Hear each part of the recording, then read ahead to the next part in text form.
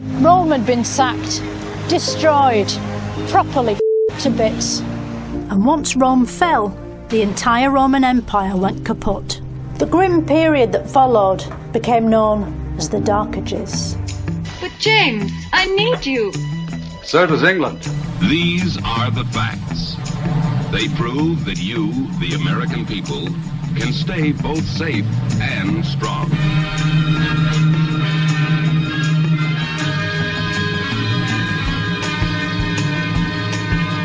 This is Plausibly Live. Well, it's been one of those weeks, folks.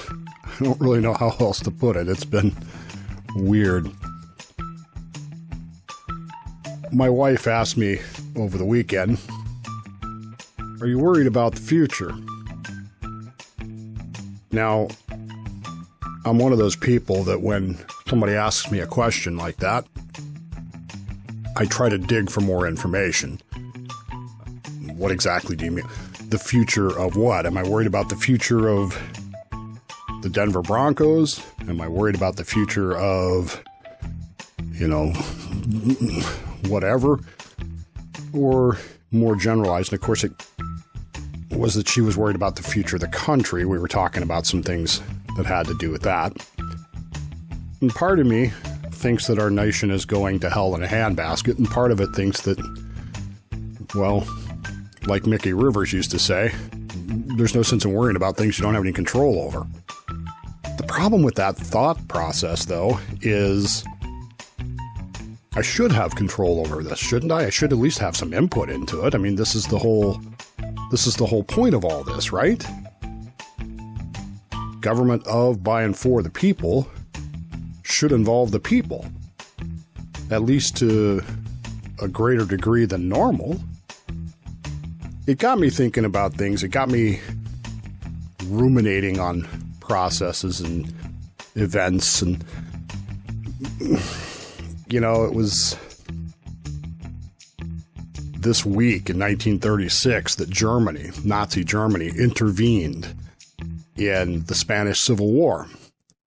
The Spanish Civil War, of course, is the nominal Republicans against the nationalists, or better phraseology, the fascists, as it were, supported by Nazi Germany and Italy.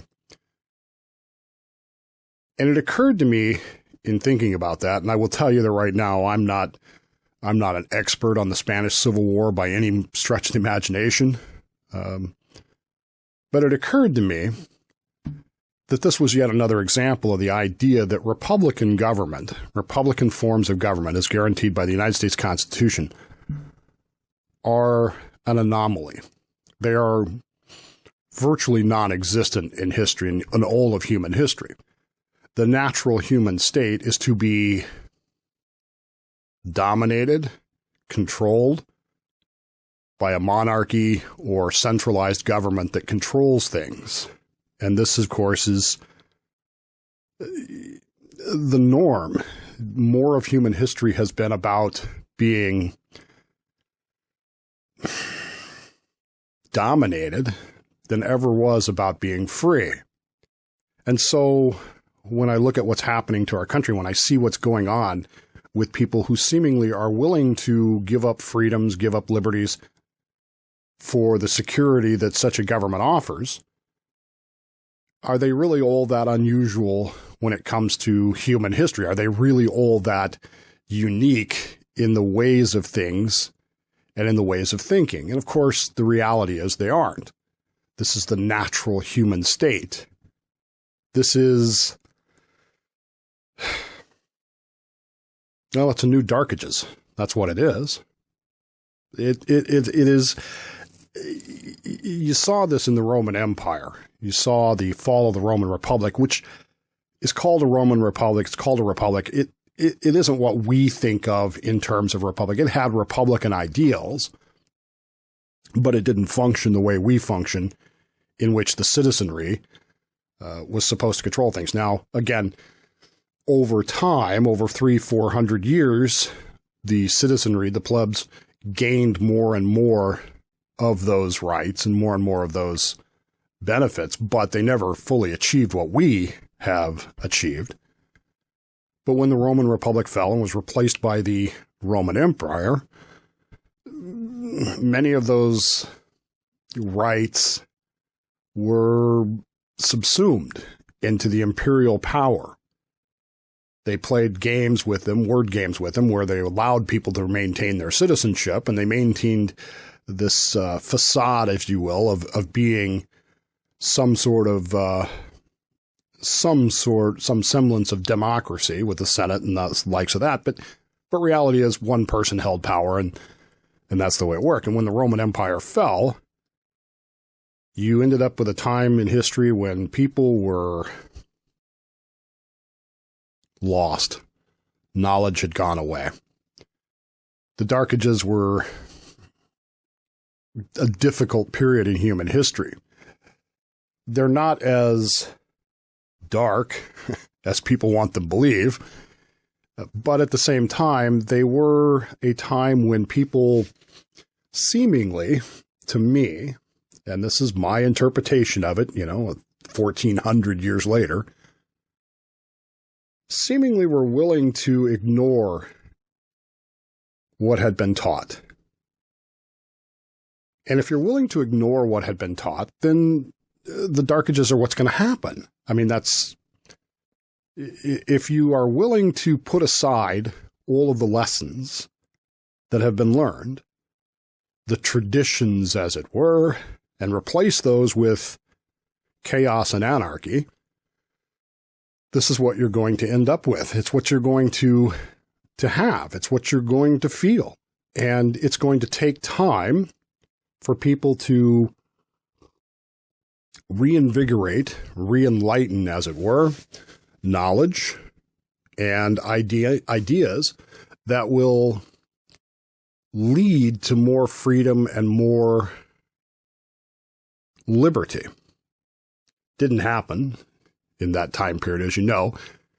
You went through a period where chaos reigned. I mean, there were wars and armies and all kinds of things happening, and then that was replaced with the church, which of course was very authoritarian and very rigorous in its enforcement of doctrine.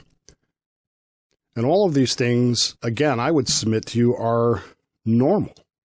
This is the normal human condition. The miracle of American liberty is so unusual in history that it's almost unbelievable that we would allow ourselves to be ruled by law, by ourselves, not have a king. But at the same time, it's also not all that surprising that we have begun to backslide, as it were, into a situation where looking at the future isn't all that exciting anymore, is it? You worry about what tomorrow is going to bring. I worry about my son getting an electric bike. I worry about it because he's 13. I know how I was when I was 13. I was willing to try anything. And, the world was different in those days. Streets were wider. People drove slower. People paid more attention. They didn't have cell phones to distract them. And I'm going to send my son out on an electric bike into that world, because that's what he said. I want to go places. Well, where do you want to go? Places. It's of all the things that I've experienced in parenthood, I think this has been the most difficult for me, letting go of this. It's hard, man. It's hard. But the future's like that. The future is hard. The future is difficult because you don't know what's going to happen. And Mickey Rivers and his no sense in worrying about things you don't have control over, because you don't have control over them anyway. Logic is, it's helpful. It helps me to calm down a little bit, but at the same time, it doesn't really solve my problem. And yes, I'm worried about the future. I'm worried about a country where more and more people lack any basic understanding of the ideas of liberty, let alone freedom, and they are willing to sacrifice those things for security of a state that does not have their best interests in mind, nor is it a government of, by, and for the people. As we've seen in the last week, we've been reminded that our government has declared anybody that disagrees with us basically a domestic terrorist. And yes, I know that the document that's going around the internet right now is probably fake, but we also know that they have declared groups that are concerned about things to be problematic. We've seen a complete reduction to almost zero in trust of these government agencies. I'm fascinated by the FBI because the FBI, as it exists, has never been trustworthy. Do you understand that? The FBI, despite Ephraim Zimbalist Jr.'s portrayal of it, and despite the new revival on television, and despite Dana and Mulder, has never been a trustworthy organization, ever. It's always been a tool of a police state, always, going back to its very founding as the Department of Investigation. Even in those days, there were people who objected to the formation of the Department of Investigation because it fell outside of the bounds of liberty. It felt like a police state Gestapo almost organization, which of course didn't exist in those days, and there were those who wanted to stop it from existing. Under Herbert Hoover, it basically was a spy organization. And now, of course, we have the problems that we have now. And yet, somehow or another, we came to believe that, oh, this is great. These are the leading edge of liberty. But they never were. And this maybe is the problem with ourselves. Maybe this is the problem with history. Maybe this is the problem with where we are. Maybe this is why I worry about the history. It's because we never really understood where we were to begin with. We never really understood what liberty meant in the first place when we took it for granted. Because we, as a generation, really, for the last 80 years, almost 100 years, have never had to do anything to fight for liberty. We've never had to give up liberty to protect liberty. Do you understand that? We've never had to say to ourselves, I need to subsume myself, my own liberties, my own desires, my own wants, my own wishes, to the greater good of the country, to the protection of the greater goals and means of the country. When we were attacked in 2001, what were we told? We weren't told sacrifice. We weren't told to rein in things. We weren't told any of that. We weren't told that this is going to be a long, hard battle. What were we told? Go shop. That's how you hurt the terrorists.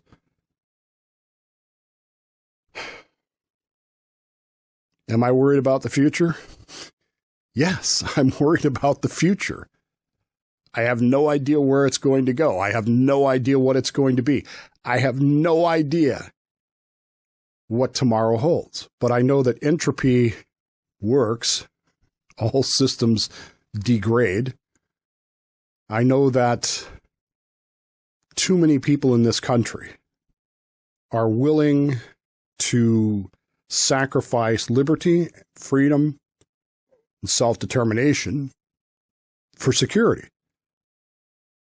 which literally is no different than what people were willing to do after the Visigoths destroyed and sacked Rome and the Roman Empire fell and the Darkages descended upon the human race. What can I do about it? That's the hard question, isn't it? That's the hard part of all this, because I feel like there's nothing I can do. That's what I said to Cami in the car was, I try not to worry about it because what am I going to do? But intellectually, I say to myself, if there's any chance whatsoever of salvaging liberty, of salvaging this form of freedom and government, of by and for the people, it's going to take me, it's going to take you, it's going to take all of us subsuming our unwillingness to worry and starting over. We're going to have to care. We're going to have to get involved. We're going to have to do those things. Of course, we're going to have to do those things understanding that our government is inertia in action, and it's going creative inertia. It's going to resist those efforts. And many of our compatriots in this country will as well, because, well, they'd rather live in the Darkages than live in the light.